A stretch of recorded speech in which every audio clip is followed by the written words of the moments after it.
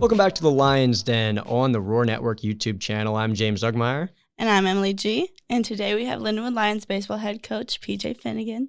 PJ, how are you doing today? Pretty good.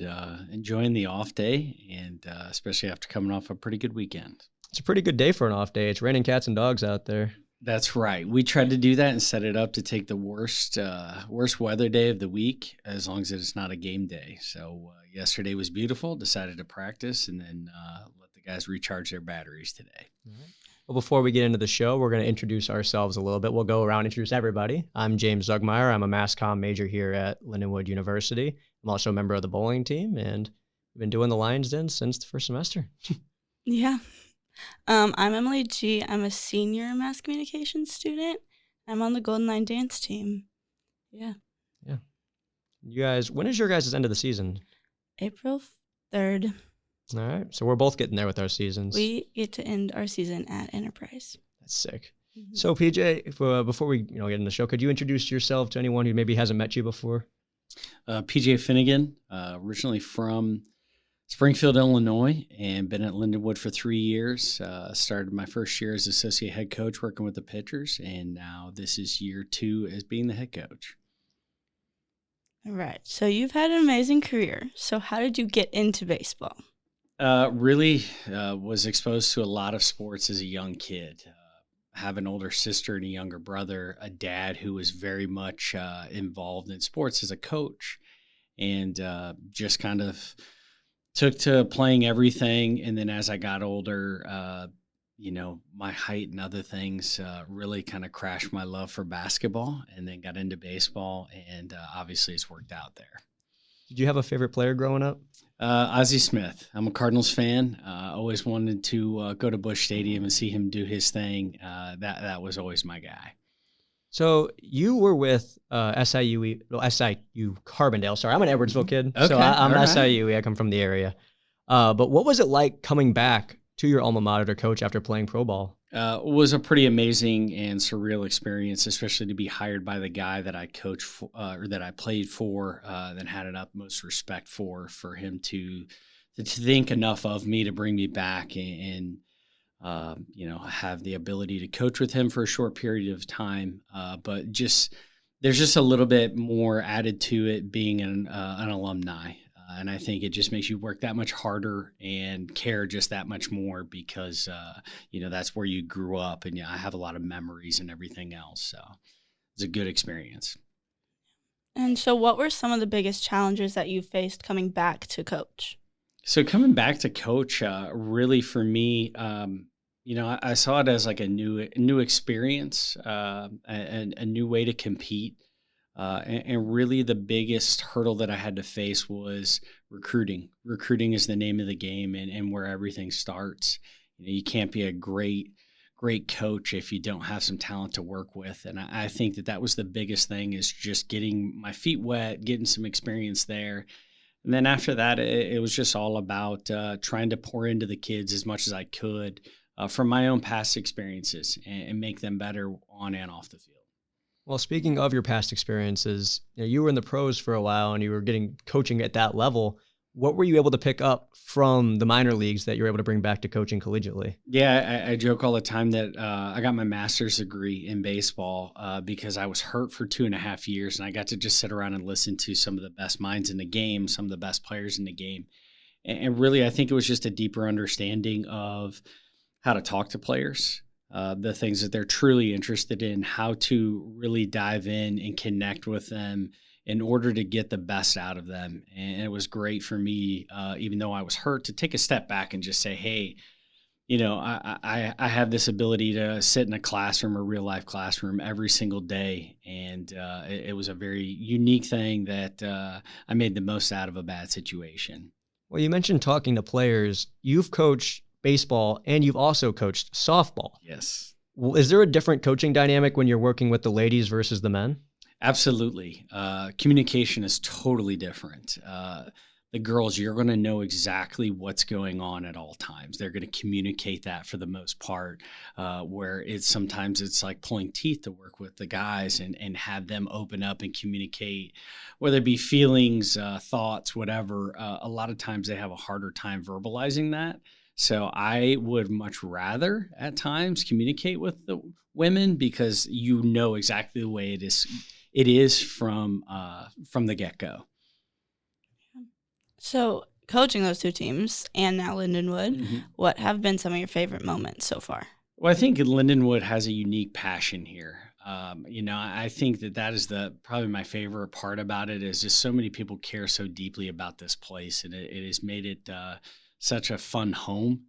I think for me at Lindenwood, some of the good memories so far, obviously our first win at Nicholls State, to come from behind and do what we did and do it with a lot of young guys who were experiencing college baseball for the first time was a really unique experience. And there have been a lot of little things like that. And I'm certainly looking forward to this year because I think there are a lot more firsts to come in that way. So you mentioned the people that have pride in Lindenwood here and the energy around it. Whenever you've coached at SIU Carbondale and SIUE, what was the process of getting you here and what sold you on Lindenwood? Well, I think once I got here, I had heard nothing but good things. Obviously, I had worked with Jason Coomer at SIUE, and that was the big, connection here. But I talked to a lot of people that had played here, people that had coached here, and every single person that I talked to had nothing but amazing things to say about the school, the setting, the ability to recruit high-level players, and that they thought this was a job that you could definitely compete in the Division I arena. And then once I got here, I immediately met with Jason, with Coach Bletcher, and started walking around campus. And I couldn't believe how beautiful this place was. And all of the things that I had heard from other people, I got to experience myself. And that made it pretty easy for me to make a decision. I had a couple other job opportunities and offers at the same time. But this was a place where I could definitely see myself and I could see the growth and potential here. And I think you see it in all sports. And I think we will follow in that same kind of footsteps as everybody else, is that this place is unique and dynamic, and you can definitely win here. Mm-hmm. I definitely agree. That was definitely my take when I stepped on campus. I didn't even apply to anywhere else. I was like, this is the place for me. It's also like 2 hours away. That's something a lot of the coaches have said. Like, we've asked basically the same question to every coach we've had is, what was the process of getting here? And most of them mentioned just the old buildings here, how beautiful everything is, especially in the fall and the spring. And even when it snows, it's just a beautiful place to be. And that really catches a lot of people's attention. I think as students, we walk around and we kind of get tired of it over time, but it's an amazing place. Yeah, I actually made the comment to both Doug Bletcher and Jason as we were walking around. I'm like, how did this get like this and who paid for it? Because I've been around higher education for 15 years now. And that's usually the barrier to everything is how is this paid for? And, they both said, like, this is a longstanding tradition with Lindenwood is campus is beautiful. So it's pretty evident walking around anywhere. So how does everything that you have accomplished play into coaching and then being a part of this growing program?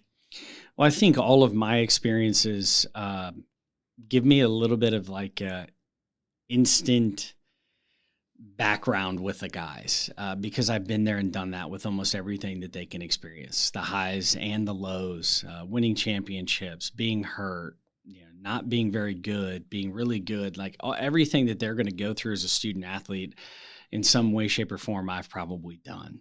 And I think that that's probably my biggest asset is being able to put myself in their shoes and then helping them get the most out of their own career, life, everything else. And that certainly has paid dividends because I do think I can connect with kids and it's allowed us to recruit, I think, at a high level and will continue to help us get what we need to win championships here. Mm-hmm. Speaking of, and so this season, we've had an interesting offseason with a lot of new faces coming into the program. What is that like mixing the older guys with the newer guys, and how has the team dynamic been so far? It's certainly interesting. 20 newcomers, 17 returners. We have awesome people. I say that all the time with anybody that will listen when talking about our team. They're high-level kids who care about all the right things. And we knew that if we could get enough of them together in the same room, that it was going to be very easy and they would come together. And I think that if you are around our team, you watch us practice, you see us in the community, anywhere that we are, you get a true sense of that pretty quickly. So it's been really easy for us because I think we have a lot of like-minded kids together.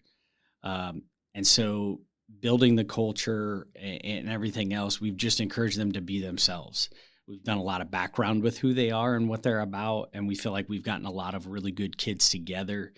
And you see that, like we had a 3.62 team GPA in the fall. Nice. Like they care about the right things. They want to be great. It doesn't matter what we're talking about. They work really hard, and they're just good human beings. Well, I really like earlier how you mentioned, you've had the ups and downs of your own career and your own experiences, and you're able to relate to all the athletes in their different situations, if they're struggling, if they're finding success. One of the questions I had for you was, you have young pitchers coming from the high school level into the collegiate level. What is one of the biggest challenges they're going to face now that they're moving up to the Division I level? Yeah, we talk about it a lot. There's two big things that they have to realize early on is the game goes really fast, and the ability to slow it down and handle and think about all the things that are going on is first and foremost, right? You have got to be able to slow it down, think your way through what you're trying to do, and then go attack it, right? The second part is realizing that everything that you've done in the past is still going to work here. It just needs to be refined a little bit. So it may be throwing a different breaking ball or being able to locate your fastball better. But it's really those two things. Like, can we refine what you do just a little bit? And then the other part is you got to be able to slow the game down and think your way through it. Because if not, it's really hard to sustain success that way. And this might tie into that a little bit, but coming into the season, what are some of the areas that you want to see improvement on this team? And are there any personal goals that you want to achieve this year? Really improvements. I think it really starts with us on offense. We need to sustain offense. There's a lot of big wild swings in what we did last year in scoring runs, right? We were really good at the end of games. We competed very hard. We scored a lot of runs late, but we gave away a lot of opportunities early. And I think that we can just have a more well-rounded offense. That was a big focus for us to get better there. And then I think the other thing would be just to continue to grow our pitching. We've had a lot of guys that have been here throughout my entire time here, a lot of junior and senior guys that do achieve at a very high level and continue to just make them better. And if they can take another step, then I think we all take another step together. Our ultimate goal is always to qualify for the OVC championship and then go win it. That's kind of our end game. We can't do anything past that. That was our goal last year as well. Continues to be our goal.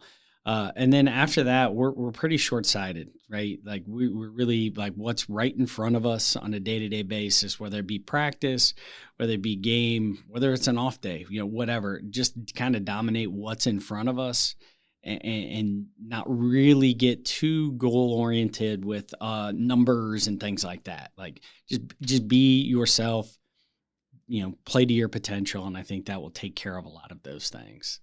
Yeah. That reminds me a lot of the women's soccer team head coach when he came on the show before the year. It was, we have these goals. We have a young team.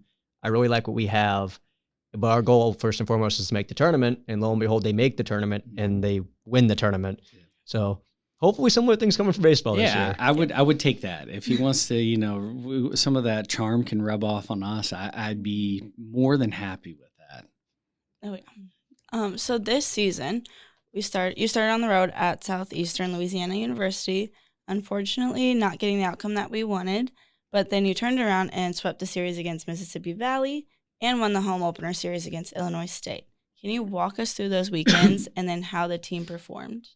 Yeah, went down to Southeast Louisiana, and it was kind of a mix of just a lot of really good things on their end and some bad things on our end. Something that we always struggle with is we throw too many strikes at times, and against very good hitting teams in certain ballparks, we have to strike guys out. We weren't able to do that, and because of that, you saw we gave up quite a few runs. And it was a little bit of a reality check for us, which was good, especially that early, to face a team that is that good. I would be wildly surprised if they were not in the NCAA tournament and if they don't win their league. They were that good, I thought. But the funny part coming out of it for us was there was no panic from our guys. It didn't go well. I think they knew what we had in front of us. And like I said, we have really good kids that care about the right things, and their head was in the right place. And then you saw in week 2, we handled business. We were better than that team. And that's no knock against them, but we did what we were set out to do and handled ourselves in the right way, cared about the right things. And I think that set us up for success against Illinois State. That was our first big test where it's like, okay, we're at home. The wind's blowing out, which is kind of our nemesis, and we handled it very, very well. And I think that gets everybody in our clubhouse really excited for what's next. And then, in a couple of weeks, conference play. So during those series, we were going to mention, some of the standout performances that we saw. One of those was Eli Brown, pitched 8 innings with 11 strikeouts, only gave up 1 hit. This is his senior year. How has he grown in the time that you've seen him, and what makes him so hard to hit? For him, he's grown in really taking care of himself. He's always been a really good pitcher. And it's the off the field stuff. It's the weight room. It's the athletic training. It's the nutrition. And because of that, you see that he is a lot more consistent this year. He's a pitcher in every sense of the word. It's not overpowering at all. But that day he had a slider and changeup working. He could throw it at any point in time. And when you've got 2 pitchers that go in opposite directions and you can throw them at any count, that's where you see a lot of the strikeouts and the soft contact and everything else. And if it wasn't for a seeing eye single through the 6-hole, that probably would have been a no-hitter. So it was a very dominant performance. And, I think you'll start to see maybe not that good, but better performances as he gets more comfortable at home and everything else.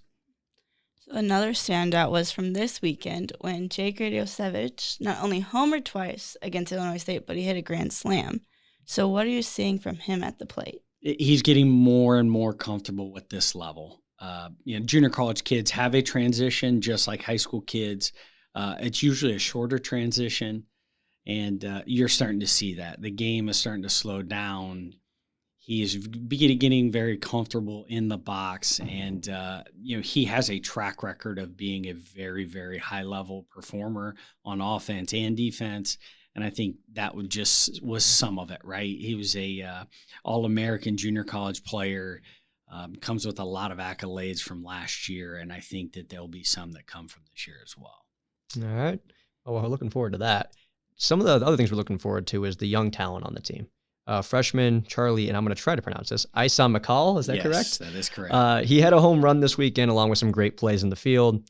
How has he and the other young talent on the team been adapting to the new level here at the beginning of the season? The position players especially don't act like freshmen, and that's a huge compliment to them. They carry themselves like they're 21, 22 years old, and that's why you're seeing them make an impact from day one. Since I've been here, they're the most impactful freshmen that we've had offensively, and he and Brody Short and Tyler Ellis, and there's one more who's hurt, hasn't played yet, Brett Yarger. Like, those guys are all going to be cornerstone players for the program. And, Charlie had some accolades with preseason freshman of the year. And I think that just speaks to the ceilings that he has. A very, very high level defender, can play second base and shortstop, can run. You'll see him wreaking some havoc on the bases. The offense will catch up. Those at-bats are getting better, but that's the progression of a young player. And Brody Short especially has done an amazing job behind the dish and really has surpassed our expectations defensively. We always knew he was going to be a high-level offensive player. The fact that he's been able to do what he has behind the plate has been a good surprise for us. And so I like to sit next to the dugout. So, and then this past weekend, and hearing all the yelling and encouragement from the team, what does this do for the team and the ones that are on the field and the ones in the game? Yeah, I think that there's a good energy about our team. I think guys feel very comfortable around our clubhouse and everything else. And The biggest thing that has changed, I think, in the past 2 years is our confidence and our expectations. And you see that with the energy that is provided in the dugout, that our guys are more confident. They are expecting to win. And even when we're down, there's still a lot of energy and that thought of, yeah, we're going to come back and we're going to do this. And I think you just get a sense of that coming from the dugout and being close to the dugout. All right, so the OVC ranked the team in their preseason poll at 9th, but nearly every Lindenwood team has exceeded that poll expectation. So how does that push the team to just exceed that? If you happen to come into our clubhouse as you exit the building, there's some reminders of that, right? And we talk about that quite frequently. Just a reminder, this is what other people think of you. This is not what the people in our building think of us, right? And I certainly don't think that we're a ninth place team and where everybody's picked us and everything else. A preseason poll doesn't carry a lot of weight with me. I think it's a lot about what you return.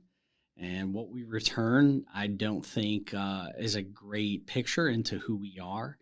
And I think that some of the early season play would probably tell you that. And so I think we're just excited as a group, as a program, to get into conference play, to show people what we're all about, much like everybody else has on campus. It certainly has been fun to watch everybody else exceed expectations and rankings and everything else. And I think it's just more fuel to the fire. Yeah, I really like that there's so much buzz on campus with all the teams right now. And I like what you're talking about with the team. The energy is there with the team. You're reminding them of, this is where people think you are, but, we're better than that. We believe we're better than that. And you have the non-con schedule going on. But when you get to OVC play, which, of course, the goal is to make the tournament at the end of the year, how much different is the OVC play from the non-con schedule? Well, I think it's very different because there's a lot of familiarity. Right? We know them. They know us. There's not as many secrets. The way you play on offense or the way you pitch and the way you run the bases, there's just a lot more background. So you don't get away with as much, right? The errors, the little things that show up in games matter a whole lot more in those conference games. And so that's when you better have everything cleaned up. You better be ready to go and minimize your errors and your mistakes because they are going to play so big. And, we open with EIU, which has not been a good thing for us. We have not beaten them in 2 years. And I know our guys have that scheduled, not because of anything they've done, but just because they're excited to get out there and once again show what they can do. So it'll be a good test for us opening week in the league to go on the road and play EIU. So you mentioned EIU. Are there any opponents this year that really stand out to you on the schedule? Well, for us, SEMO, because they returned so much, it was a no-brainer to pick them unanimous, OVC favorite. They returned so much, and they kind of have the bullseye or target on them. That from a conference standpoint, that would be the one for us. I think that we play a lot of quality programs in the preseason, so our guys know that they better bring their A game, including this weekend when we played Illinois State. Because if you don't, those are going to be losses. Those are quality programs. Those would be some of the best teams that we play in our league. So if you don't play well, it's not going to go very good. All right. So what are you most looking forward to this season? Just watching our guys go out and perform. I know how hard they work. I know the type of people that they are. It's that. I also think that I'd be lying if I didn't say that I want to go out and show that we aren't a ninth place team and let everybody kind of see what we're building. That's probably, from a coaching standpoint, the thing I'm most excited about is let other people see what we've been building and where we're going, because I certainly think that there's been a lot of growth from last year to this year and even year 1 to year 2. Seeing our guys perform in games is the best way to show that. So I got a bit of an opinion question here for you. Okay. So this year across all the sports throughout the season, you've seen attendance numbers go up, buzz around campus go up. What's it going to take for the baseball team to get the people on campus connected and going to games and cheering on our Lions? Well, I think first and foremost, it's got to be warm weather, right? We got Yeah. to get some better Yeah. weather and get some people out there. I hate cold, so I can't imagine if I didn't have to be there showing up to do something like that. So that's first and foremost. And the second part is winning, right? That's what's gotten everybody else out, and see us go on a winning streak. Get a big win like, hockey beating Notre Dame, things like that. It's the buzz that winning produces. So I think if we can put those two things together, if we can win some games, make some headlines and then get some warm weather, I think people will want to come out and enjoy a nice day at Loop Rock. Oh, yeah. So we're going to move now into the trivia section of this. Okay. I'm going to let Emily take it away once This they is my introduce favorite it. part. So we're going to ask you 5 separate questions. Okay. You will get 2 points if you can answer the question without the options. Okay. 1 point if you get it with the options, and no points, of course, if you get it wrong. Okay. Emily, would you like to take it away? Yeah. Okay. So the first question is, who led the team last year in stolen bases?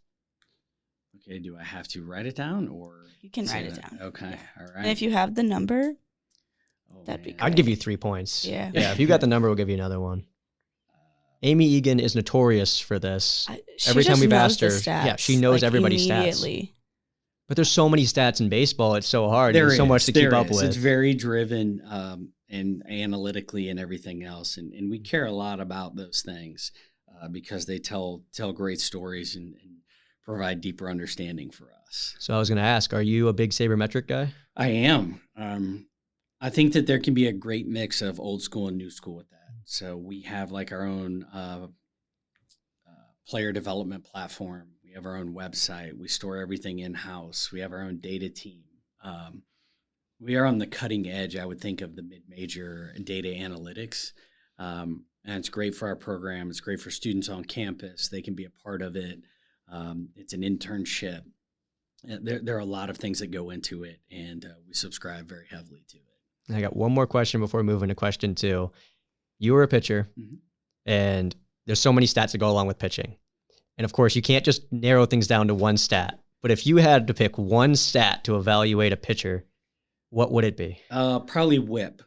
Whip is one that we look at a lot just because, how many innings you're throwing and then how many people are on base is a great predictor of how many runs you are or aren't gonna let up. So those that obviously don't allow as many base runners tend to be a little bit more successful. So that's one that maybe people would look in a different way. I really like that stat. You got question You 2? ready for the next question? All right. When was the Lube Rock Sports Complex built? Oh, man, that's a really good one. I've got 2 in my head, so can I do the options? Yep. Yeah.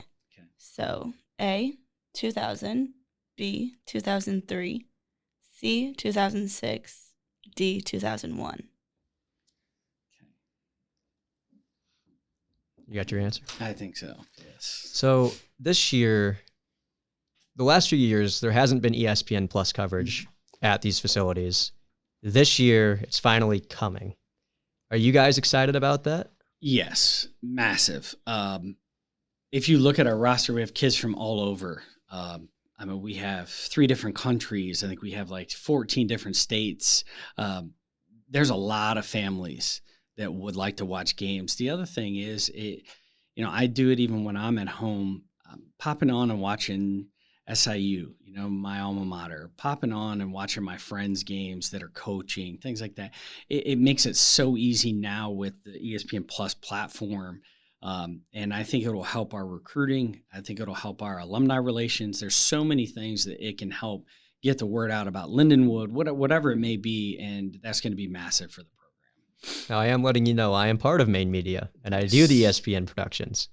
Training is starting on that stuff soon, and we got softball coming up next week. Okay. We will try to be as ready as possible for your guys' games. That's the other added benefit is all of the real world experience that you guys get is massive, absolutely massive. And I love it. I mean, one of the guys that I've worked with in my past who's now with Fox and does a lot of like big time games is Connor Onion. And it's something for me to think of. Like, I remember when he was a graduate assistant doing our games on TV, on ESPN Plus and everything else. And now I see him once a week on national TV. Like that real world experience matters. Yeah, that's how I got my internships, was actually working with our baseball team. Yes. Because I get to work with the shoes now anytime I go back home. Okay. Well, one of Lindenwood's slogans is real experience, real success. So it has been really cool that we got a chance to work on that. And that's also just, we haven't covered baseball before. You don't cover it like anything else. It's super different. So I'm really excited to learn that. But I'll stop bothering you about broadcasting questions. Let's ask you another question. What's question 3? When did baseball begin at Lindenwood? Oh, man. Once again, I have like 2. I'll take the options again. Okay. A, 1984. B, 1976. D, 1966. Or that was C, my bad. Or D, 1972. All right, I got my answer. Okay. All right. This next one. Which pitcher led the team last year in strikeouts? Strikeouts. I know that one. I should know that one at least. Do you know the number? You don't lose any points for writing it Okay, down. No, you let's don't. see here.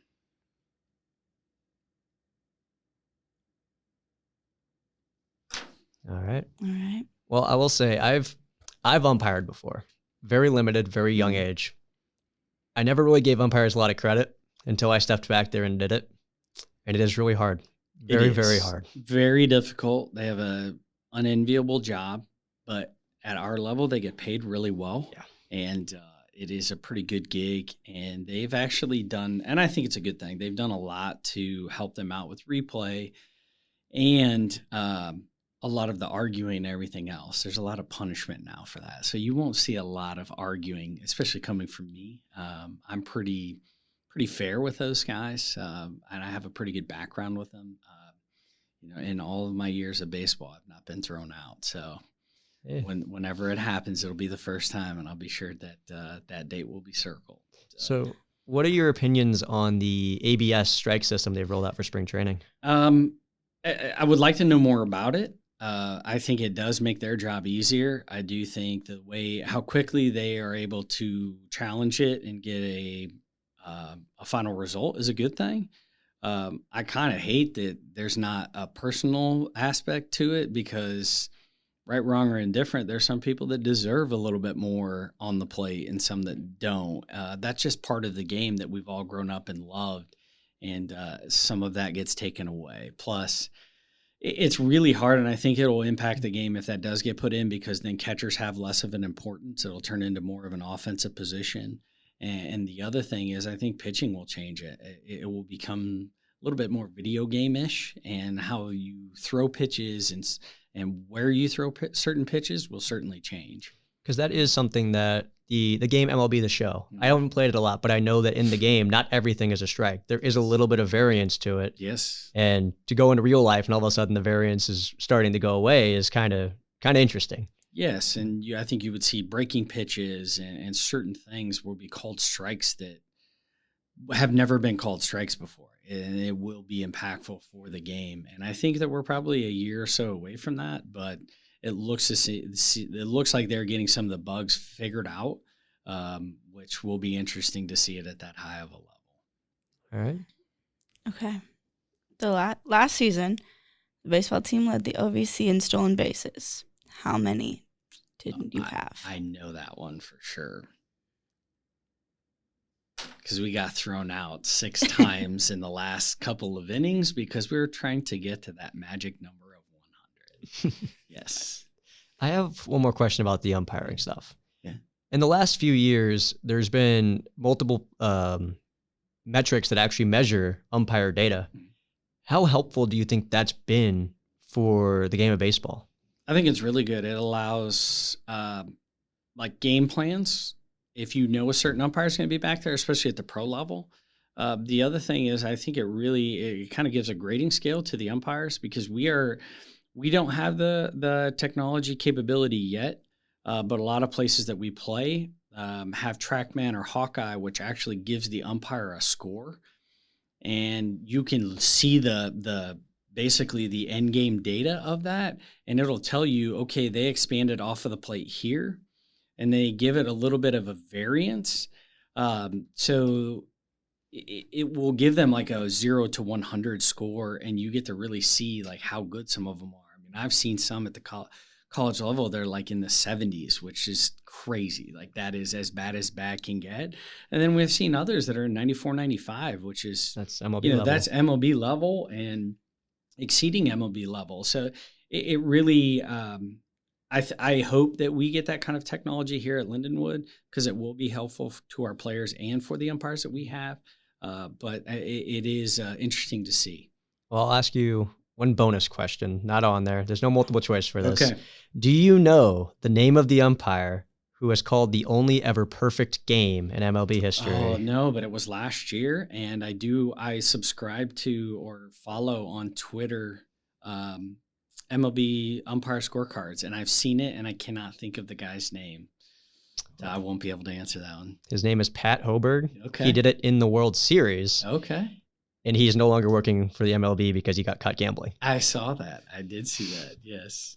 Well, would you Umpires. Yes. Would you like to reveal our answers and see how you did? Yeah. All right. Are you ready? Yes. Okay, so the first question was, who led the team last year in stolen bases? The right answer was Cam Edwards. Okay. He had 18. Oh, it's a little. I overshot it by 4. But that's 2 I points. think that might have been his attempts was 22, Okay. I think. So 2 points on the board. Off to a great start. Mm-hmm. All right. When was the Lou Brock Sports Complex built? The correct answer was 2006. And you needed the option for those. Yes. That is correct. Yes. 3 points. All right. All right. When did baseball begin at Lindenwood? The right answer is 1972.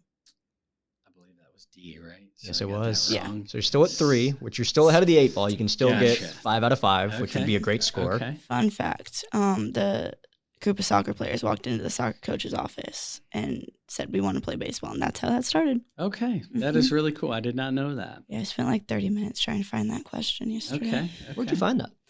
Linden Link. That's awesome. I mean, there's so many cool archives here at Lindenwood. We just don't take enough advantage of them. It's in the basement in the lark.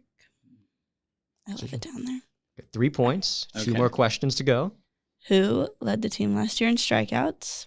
The correct answer was Eli Brown with 65. Oh, man. Off by 3. That was really close. Yeah, I was that telling you was write the close. 6 down, and I'm like, oh, he's going to get it. Well, I was trying to, in my head, do, okay, how many innings do I think he pitched, and then try to base it off of that. So yes. That's some pretty good math. Yeah. Off by 3 doing that, doing formulas in your head. You're at 5 points, though. And we got one more question, and I'm pretty sure you got this one. Yeah. Yes. So last season, the Lions led the OVC in stolen bases. How many did we have? The right answer was C, 99. And he did not need the options. That's 7 points, and I that think is a new record. That's Nice. the most. Okay. Mhm. All right. I will be doing my kids proud, because we are all trivia junkies in our household. So they will love to hear that. That's hilarious.